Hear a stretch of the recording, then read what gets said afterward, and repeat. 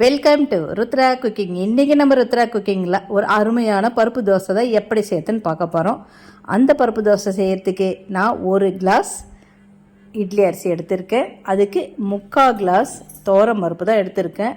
ரெண்டுமே ஒன்றாவே போட்டு நல்லா 2-3 வாட்டி நல்லா அலசிட்டு நல்லா தண்ணி ஊற்றி ஒரு 4 மணி நேரம் அதை நம்ம அப்படியே ஊற வச்சிடலாம். இந்த தோசை செய்யறது ரொம்பவும் ஈஸி, சாப்பிட ரொம்ப ரொம்ப அருமையாக இருக்கும். இதை அப்படியே அரைச்சி அப்படியே சாப்பிட்லாம், புளிக்க வைக்க வேண்டாம். இப்போ ஊறிடுச்சு. இதை நம்ம ஒரு மிக்ஸி ஜார்லேயே சேர்த்துக்கலாம். நிறைய போட்டுருந்தால் கிரைண்டரில் சேர்த்துக்கலாம், கம்மியாக போட்டோமா நம்ம மிக்ஸி ஜார்லேயே சேர்த்து அரைச்சி எடுத்துக்கலாம். கொஞ்சம் குறப்பாக கொஞ்சம் அரைச்சி எடுத்துக்கோங்க. நான் இதை ஒரு 2 பேட்சாக போட்டிருக்கேன். இப்போ அரைச்சதை ஒரு பவுலில் நம்ம சேர்த்துக்கலாம். இது கரெக்டான பதம்.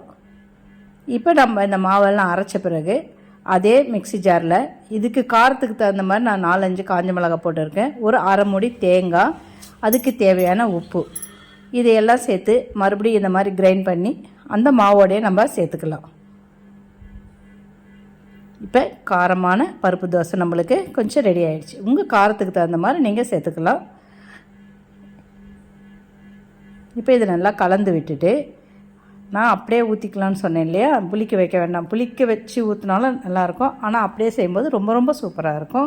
நான் தோசைக்கல் காய வச்சு அதில் அப்படியே ஒரு 2 கரண்டு மாவு ஊற்றி நம்மளுக்கு எந்த மாதிரி தடிமனாக வேணாலும் இல்லை மெலிசாக வேணாலும் நம்ம அதை நல்லா தீத்தி விட்டுட்டு மேலே அப்படியே லேசாக எண்ணெயை தடவிட்டு கொஞ்ச நேரம் சிம்மிலே வச்சு வேக வச்சிங்கன்னா நல்லாவே தோசை வெந்துடும்.